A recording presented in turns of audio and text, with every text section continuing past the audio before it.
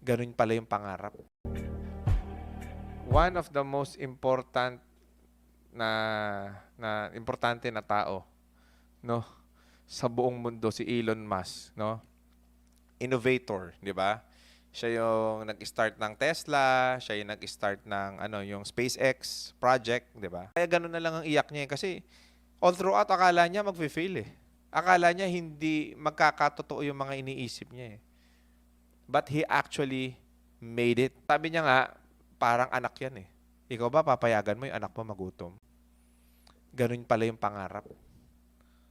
Ganun pala yung pangarap sa buhay. Oo nga, no? Kung may pangarap ka, alagaan mo siya na parang anak mo. Kailangan mo siyang pakainin. Yung pagkain ng pangarap mo is yung trabaho mo, yung effort mo. Kailangan mo siyang i-nurture. Kailangan mong magbasa, kailangan mo mag-aral, kailangan mo mag-research. 'Di ba? 3 AM gigising ka, pupunasan mo yung pupo ng baby, umiiyak, aalagaan mo siya. Ganon din ang pangarap, kailangan mo magtiis.